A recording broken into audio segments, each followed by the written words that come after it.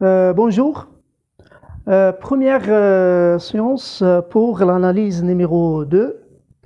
Analyse de SMP CS2. S2. Alors, premier exercice, calculer l'intégrale de 0 à plus l'infini d de x sur cosinus hyperbolique de x. Cosinus hyperbolique de x. Alors, on sait que cosinus hyperbolique de x, c'est, pour simplifier normalement les choses, donc cosinus hyperbolique, c'est exponentielle de x plus moins x sur 2. Donc, on remplace, c'est 0 plus l'infini, d de x sur exponentielle de x plus exponentielle moins x sur 2. Donc, égal à 2, l'intégrale 0 plus l'infini, d de x sur exponentielle de x plus 1 sur exponentielle de x. Donc, exponentielle de moins x égale 1 sur exponentielle de x. Donc, égal à 2, l'intégrale 0 plus l'infini, exponentielle de x sur exponentielle de x au carré plus 1 d de x. Et on a l'intégrale. Alors, sous la forme de t sur t au carré plus 1. Donc, posons exponentielle de x égale à t. Donc, exponentielle de x d de x égale à d de t. Donc, la dérivée d'exponentielle, c'est exponentielle, donc d de x. Et la dérivée de t, c'est t', c'est 1, donc d de t. Alors, on a, enfin, donc égal à l'intégrale donc de d de x, donc d de x, exponentielle d de x, exponentielle d de x égale à d de t. Donc d de t. d de t sur exponentielle, c'est t, donc t au carré, plus 1. Alors, si x égale à, donc x égale à 0, donc x égale à 0, donc équivalent à t égale à exponentielle de 0 égale à 1, donc 1. X égale à plus l'infini, t égale à exponentielle plus l'infini égale à plus l'infini, donc a plus l'infini. Donc, la primitive de 1 sur 1 plus t au carré bien t au carré plus 1, c'est arc tangente. Donc, égal à 2 arc tangente de t entre 1 et plus l'infini, ou bien 1 et alpha, ou bien grand A avec A tend vers plus l'infini. Ou bien, donc, alors, égal à 2. Donc, on a arc tangente de plus l'infini égale à pi sur 2, donc arc tangente plus l'infini égale à pi sur 2, moins arc tangente de 1, donc arc tangente de 1 égale à pi sur 4, et arc donc est pi sur 4, donc égal à 2 pi sur 4, donc sur 4, donc 2p moins, donc c'est pi sur 4 égale à p sur 2. Et on a l'intégrale de 0 à plus l'infini de x sur cosinus hyperbolique de x égale à pi sur 2. Deuxième, on passe à l'exercice numéro 2. Donc, calculer l'intégrale moins 1 d de x sur la racine carrée de 1 moins x au carré. 1 moins x au carré.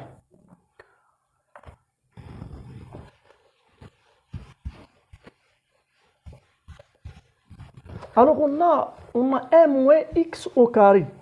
1 moins x au carré. Donc, 1 moins x au carré. Bon, 1 moins x au carré. Sous la forme de x au carré plus y carré égale à 1. Bon, c'est-à-dire cosinus. Donc, on sait que cosinus au carré de x plus sinus au carré de x égale à 1. Égale à 1. Donc, on a changement de variable. On a un changement de variable. Donc, posons par exemple x égale à sinus de t. Par exemple, x égale à, bon, posons x égale à sinus de t. On vient cosinus, même résultat, on trouve le même résultat. Donc, dans ce cas-là, d de x, parce qu'on a égal à 1 moins au carré. Donc, 1 moins sinus carré égale à cosinus carré, ou bien 1 moins cosinus carré égale à sinus carré, ou bien 1 moins sinus carré égale à cosinus carré. Donc, d de x égale à, donc la dérivée du sinus, c'est cosinus de t fois d de t. Alors, pour x égale à, donc, égale à l'intégral, donc d de x égale à cosinus de t d de t sur la racine de 1 moins sinus au carré de t. Donc, pour x égale à moins 1, et x égale à 1. Donc, on a t, donc, pour sinus, on a sinus ici, moins 1, donc c'est moins p sur 2, et p sur 2. Donc, égal à moins p sur 2, et t égale à p sur 2. Donc, moins p sur 2, sinus de moins p sur 2 égale à moins 1, et sinus de p sur 2 égale à 1. Donc, on trouve moins 1, donc moins p sur 2 et p sur 2. Alors, or, donc égal, l'intégrale moins p sur 2 à p sur 2, cosinus de t d de t, la racine carrée de cosinus carré de t, égale l'intégrale moins p sur 2, p sur 2, cosinus de t sur, donc, la valeur absolue de cosinus de t, d de t. En général, la racine carrée de x au carré égale la valeur absolue de x, en général. Mais, pour x, pour moins p sur 2, p sur 2. Et on a cosinus. Alors, cosinus est positif. Donc, ici, cosinus. Entre moins p sur 2 et p sur 2, toujours cosinus est positif. Donc, égal, alors la valeur absolue, égale, donc toujours est positive, donc égal à moins p sur 2, p sur 2, cosinus de t sur cosinus de t, d de t, donc on simplifie, donc reste égal à d de t. Donc c'est l'intégrale moins p sur 2, p sur 2, d de t. Donc la primitive, alors on trouve la primitive égale à moins à t entre moins p sur 2 et p sur 2 égale à p sur 2 moins c'est plus p sur 2 égale à p. Et on trouve le résultat égal à p. Maintenant, si on fait par exemple un changement de variable, t égale à cosinus. T égale à cosinus. Donc, comme deuxième méthode, normalement, on trouve le même résultat. Alors, posons, deuxième méthode, posons x égale à cosinus de t. Et non pas sinus de t, mais cosinus de t. Alors on trouve même résultat c'est p. Sinon, il y a un problème. Alors, dans ce cas-là, d de x égale à dérivée de cosinus, c'est moins sinus de t, d de t. Donc, et on a une page. Alors, égal, on laisse les bornes après. Donc, c'est moins sinus de t, d de t, sur la racine de 1 moins cosinus carré de t. Alors, si, bon, pour x égale à moins 1, x égale à 1. Pour cosinus, bon, cosinus, on a AP est 0. Alors, cosinus, ici, cosinus. Pour cosinus égale à moins 1, c'est P, T égale à P. Et pour x égale à 1, T égale à 0. Donc cosinus de 0 égale 1 et cosinus de P égale à moins 1. Donc pour moins 1, si P est à 0.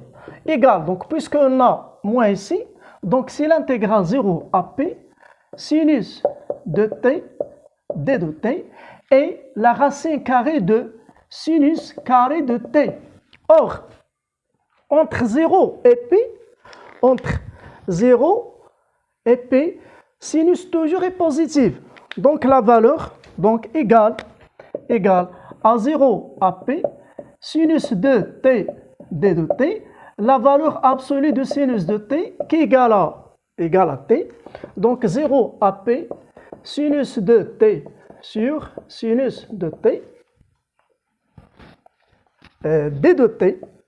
On simplifie par sinus, donc reste T, donc T entre 0 et P égale à P moins 0 si P. On a même résultat. Alors, soit